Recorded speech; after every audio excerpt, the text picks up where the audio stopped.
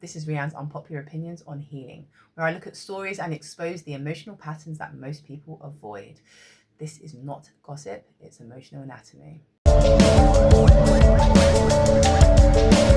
I overreacting? Got heavily upset when my boyfriend called me messy and kicked off about it. So OP is 25. She works 8 days a week. 8 days a week? There's not even 8 days in a week. What am I talking about? She works 6 days a week, 8 hours a day.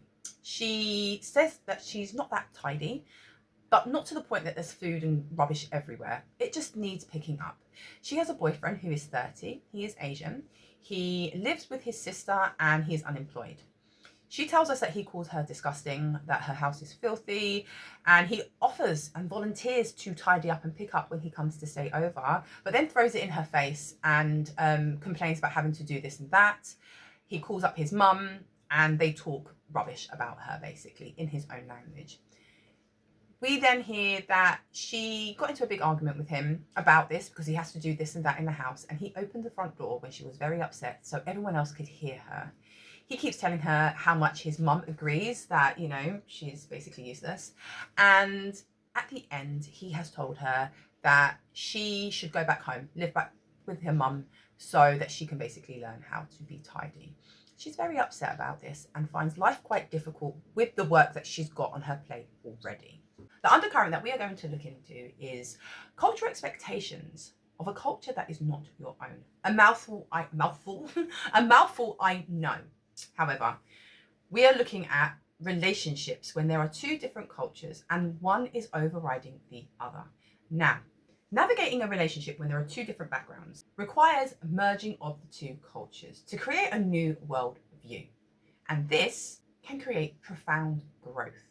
However, it can also create significant misunderstandings. Now, the misunderstandings aren't necessarily not understanding what another person is saying. It can be from what people are expecting from relationships. And when people come from cultures that have quite firm structures on the roles that people have within relationships, within families, those misunderstandings can be quite deep-seated and they can be really, really confrontational, as you can see within this story. In a lot of Asian cultures, there are quite strict ideologies of what men and women do within society and within relationships. Men are seen as the breadwinner, you know, has all the finances, the leader of the house, the one who creates the rules and enforces those rules. And women are seen as the one who is going to cook and clean and be nurturing and, quite importantly, be beneath her husband, her partner, the man of the house. Now, it is quite significant that we hear about his mum in this story, because mother-in-laws take a higher position in hierarchy than the girlfriend-wife. Now, I know they're not married. However, you can see that in this story because the boyfriend is consistently telling OP about what his mum thinks, like her expectations of her, of OP, which actually, you know, somebody else's expectation who's not even your mum telling you about what you should be doing, that's kind of misplaced. However, in their culture, that's quite relevant. This is what his mum would have experienced when she was the wife before, you know, when she was the wife to OP's partner's dad, if that's not too confusing. So we can see that cycle and we can see how relevant and how important it is for these family structures. Now, in Asian cultures, boys are prized way more than girls are, which is why I think we hear a lot about him being so dominant in the house, him thinking and feeling that it is appropriate for him to tell his girlfriend how disgusting she is. He doesn't mind the language that he's using towards the person he's supposed to love, you know, and that reflects his upbringing. That reflects the view of the man, of the boy in certain cultures. And now it's not just Asian cultures. There are many cultures in this world that will prize men and the way in which they are brought up and the view of the world that they have is that they can behave like this. And there is no one to stop that. There is no one who's going to stand up and go, that's actually wrong. Women are equal. Because in a lot of places in the world, women are not equal. I think in most places in the world, women are not equal. It's just kind of shaded differently. So we can see that even though there are going to be differences, you know, there's not exactly the same, inequality covers the entire world, not just specific cultures. It just takes on a different disguise, a different mask, if you like. So when we look at two different cultures where one person comes from a culture that is very much orientated on family structure and roles of the people within those families, and we have the person who comes from a society, a culture where it's not the same at all, where it's very different.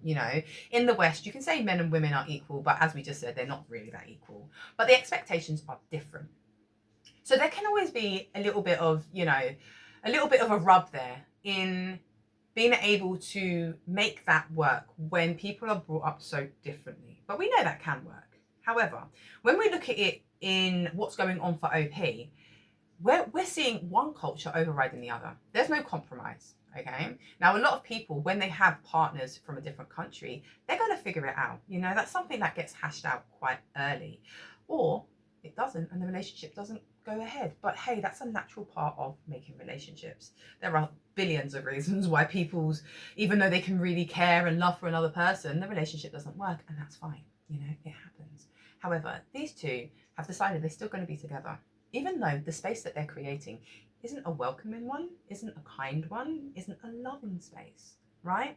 So there is a common demeanor in these cultures, in the Asian culture, and in the Western culture. And that common demeanor is men being emotionally immature. And that is something that the world over, that so many of us, anyone who's watching this, you could be watching this in India, you could be watching this in Canada, in Germany, and in Lithuania, and we can all recognize that it is a huge problem in society of emotional immaturity, especially within our partners. Right? I mean, one of the first things that OP is saying, about how often her boyfriend keeps talking about his mum's opinion, like, dude, have your own opinion. It doesn't matter if your mum doesn't like her, or it doesn't matter if your mum thinks she's not tidy. Who cares? Like, grow up. And that quite literally is at the base of it. You need to grow up, develop maturity emotionally. So you will find commonly in emotionally immature people lack of accountability, so blaming other people, poor emotional regulation, explosive behaviors, shouting and not being able to control themselves, lack of boundaries, and what's quite relevant to this story, difficulty with empathy. Now, something that really stood out to me in this whole story, and it wasn't actually that long. I mean, I've put a link down here for you to be able to read it in your own steam if you would like. What I found really quite disturbing was the part when she said that when they were having an argument and she got like heavily upset, he opened the door so everyone else can hear. I mean, if your partner don't have no empathy for you, that is not your partner, that is your bully. Okay? Let that one sink in. That is not your partner, that is your bully. Remember, there needs to be a constant invitation into the space that you are in. Now, I know quite a few of the comments on this post was like, where's the love in this relationship? But you know what? There is none. I don't think there is any. And obviously we can say run, but it's the pattern that we are looking at. We are looking at the emotional immaturity, but we are also looking at how different cultures, when they are merging together, and how that misunderstanding can create such a disbalance. Because as I said, there are so many people who will have a partner for many years and they're very, very happy with them, and they come from completely different cultures and different traditions and different ideologies, and they're totally happy and fine. But when you pair that with emotional immaturity, that's where we start to see problems. Now, why do we sit in spaces that we are not welcome? Why do we tolerate emotionally immature partners? A part of dealing and sitting in emotionally painful spaces, it can be because we want to prove that we can save the other person, that we can fix them, that we can save and help them, It also comes from unmet childhood needs. And I think most of the emotional patterns that we experience today in our adult lives stem from when we were a child. Okay. And we always hear about how important those first 7 years of our lives are. And I think it's kind of hard to understand just how important and how true that really is. until we get to where we are now and we can read other people's stories, which is why I think it's so important for us to look at other people's stories and analyze them. Because when it's happening to you, it can be quite difficult to separate that, to have that perspective and look upon it and go, actually, yeah, that's where it came from. That's because of this. Yeah.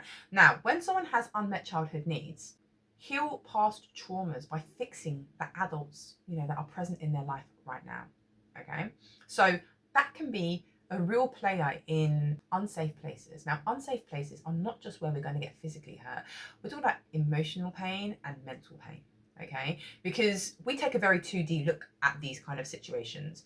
And we don't just pick out one little thing, we just take out one strand and have a little chat about it, and then we put it away and go, okay. But actually, when you're living in that, it's very complex, isn't it? It's not that easy. It's not that simple. Other reasons that we can sit in these kind of spaces that are not good for us is emotional exhaustion. Like OP in this story, you can tell she's totally exhausted. She's totally overwhelmed with life as it is. And so many of us are, and that's on top of any emotional needs that we have. And then having to look after your house, then having to deal with partners who don't see eye to eye, who have different ideologies and different understandings and thoughts for your relationship is exhausting. I mean, I'm sure we can all relate to that in some context. I mean, what exhausts you in a relationship that you are in right now? It doesn't have to be your partner. It can be any relationship. What exhausts you? We cannot change other people. We are responsible for where we are in our life. Now, this is something I'm going to say in nearly every single video of mine, because I want you to remember this, that everything we do and everything we say is putting us where we are and pushing us down the path that we are on. Okay, now we are not responsible for other people's behaviors. OP is absolutely not responsible for her boyfriend's behavior and the way he talks to her. And it is also saying that culture is also not an appropriate reason to emotionally abuse your partner, because that's what it is, right? That is not an excuse. There is no excuse for this kind of behavior.